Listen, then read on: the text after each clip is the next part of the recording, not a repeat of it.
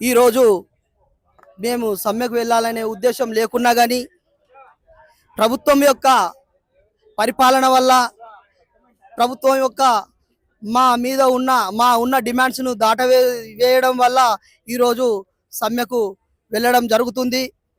దీన్ని ప్రజలు గమనించి మాకు కూడా సహకారం అందించాలని కోరుతూ ఆ రోజు మేము ఈ ప్రభుత్వము గద్దె మీదకి రాకముందు గత ఉన్న ప్రభుత్వము నియంత పాలన ఉన్నప్పుడు 55 రోజుల సమ్మె చేసినప్పుడు ఆ సమ్మెలో భాగంగా సకల జన బేరీ అనే ఒక కార్యక్రమం పెట్టుకొని ఎల్బీ నగర్ ఇండోర్ స్టేడియంలో పెట్టుకున్నప్పుడు ప్రజెంట్ ఇప్పుడున్న సీఎం రేవంత్ రెడ్డి గారు ఆ మీటింగ్కు సంఘీభావం తెలపడానికి వచ్చి ఆ మీటింగ్లో తను మేము మాత్రం గద్దె మీదకి వస్తే మా ప్రభుత్వం వస్తే మీ డిమాండ్స్ ఏవైతే ఉన్నాయో తక్షణమే మేము ప్రభుత్వంలోకి వచ్చిన మా ప్రభుత్వం ఏర్పడ్డ 6 నెలల్లోనే మీ డిమాండ్స్ పరిష్కారం చేస్తాము.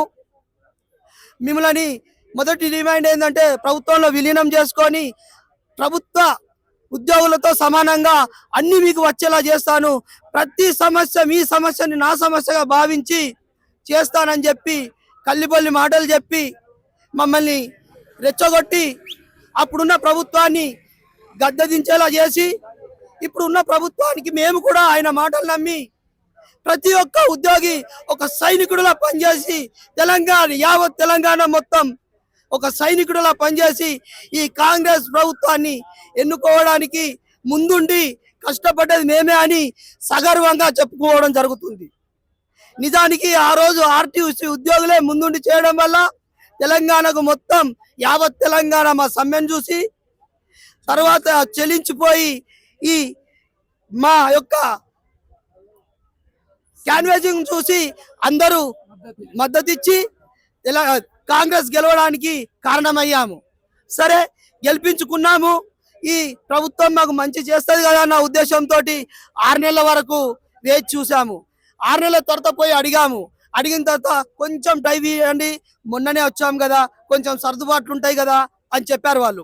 సరే ఓకే, కరెక్టే, కొత్తగా వచ్చిన ప్రభుత్వం కదా, వాళ్ళు అన్ని తెలవాలి, సెట్ చేసుకోవాలన్న ఉద్దేశంతో మేము కూడా ఒక 1 ఇయర్ వరకు టైం ఇచ్చాము. ఆ 1 ఇయర్ తర్వాత మళ్ళీ వెళ్ళి అడిగాము, లేదు సార్ మాకు కంపల్సరీ మీరు ఎందుకు అంటే పిఆర్సీ 2021 పిఆర్సీ చేసేది ఉంది, ఆ పిఆర్సీ గురించి మాట్లాడాము. ఆ తర్వాత కొంచెం టైం ఇవ్వండి అన్నారు, మళ్ళీ టైం ఇచ్చాము. టైం ఇచ్చి కొంచెం గట్టిగానే అడిగాము. గట్టిగా అడిగితే ఏం జరిగిందంటే ఆ సమయంలో మన ఇండియాకు పాకిస్తాన్కు యుద్ధము ఏర్పడే అవకాశాలు ఉండే. సరే ఈ యుద్ధ అవకాశాలు ఉన్నాయి కాబట్టి ఇప్పుడు మీరు అలాంటి ఏం పెట్టుకోకండి, కొంచెం సహకరించండి, పరిస్థితులు బాగలేవు, ఇప్పుడు యుద్ధం జరిగే అవకాశం ఉంది, మీరు విరమించుకోండి, కొంచెం ఓపిక పట్టండి అన్నారు. సరే అప్పుడు కూడా మేము విన్నాము, వాళ్ళ మాట వినే ఊరుకున్నాము. కానీ ఇప్పటి వరకు కూడా చెల్లించకపోవడము, మేము అడగడము, వాళ్ళు ప్రభుత్వంలోకి వచ్చిన 6 నెలల తర్వాతనే ఇస్తాన్నోళ్ళు 2.5 సంవత్సరాలైనా ఇవ్వకపోవడము ఇది కరెక్ట్ కాదు కదా సార్.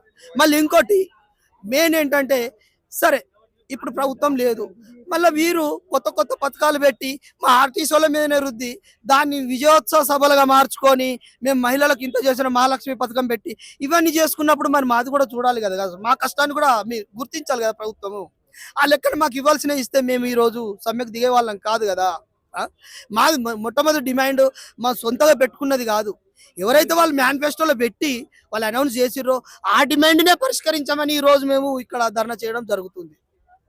దయచేసి గమనించి తొందరగా మా డిమాండ్, మొట్టమొదటి డిమాండ్ ఏదైతే ఉన్నదో ప్రభుత్వంలో విలీనం చేసి ప్రభుత్వ ఉద్యోగులతో సమానమైన వేతనాన్ని ఇస్తా అన్నారు, వాళ్ళకు సంబంధించిన వాళ్ళకి ఎన్ని వర్తిస్తాయో మాకు కూడా అన్ని వర్తింపజేయాలని కోరుకుంటూ అతి తొందరగా మా జేఏసీ నాయకులను పిలిచి మీరు సమ్మె విరమింపజేయాలని కోరుకుంటున్నాము. అదే ఒకవైపు మీరు సమ్మె చేస్తున్న పరిస్థితి, మరోవైపు ప్రైవేట్ బస్సులు ఇంకా నడుస్తుంది, దాన్ని ఏ విధంగా చూస్తున్నారు? ప్రైవేట్ బస్సులు అంటే సార్ ఇవి మొత్తానికి అది జేబిఎం, ఒలెక్ట్రా వాళ్ళవి, అవి ముందు నుంచే ఉన్నాయి, కానీ ఈ మధ్య ఎక్కువ తీసుకొచ్చారు. అయితే ఆ ప్రైవేట్ బస్సుల విషయానికి వస్తే వాళ్ళు మా డ్రైవర్ కాదు, మా కండక్టర్ కాదు. రీసెంట్గా నిన్ననే జస్ట్ ఈ రోజు మేము సమ్మెకు పోతున్నామని ప్రభుత్వానికి తెలియగానే న్యూ రిక్రూట్మెంట్ చేసుకొని వాళ్ళకి ట్రైనింగ్ లేదు, ఏమి లేదు, వాళ్ళు నిజానికి ఈరోజు రిక్రూట్మెంట్ చేసుకున్న వాళ్ళు వాళ్ళ లైసెన్స్ డేట్ చూసిండ్రా లేదా అనేది కూడా డౌట్ వస్తుంది.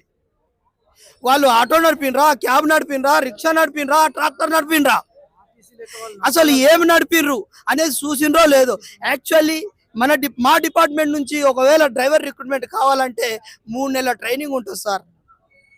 3 నెలల ట్రైనింగ్ ఉండే వ్యక్తులకు అట్లాంటి డ్రైవర్ తీసుకోవాల్సిన డిపార్ట్మెంట్ ఈరోజు అప్పటికప్పుడే ఈ సమ్మెని ఏదో చేస్తామని ప్రభుత్వం మా సమ్మెని విచ్ఛిన్నం చేయడం కోసం రిక్రూట్ చేసుకున్న చూడు.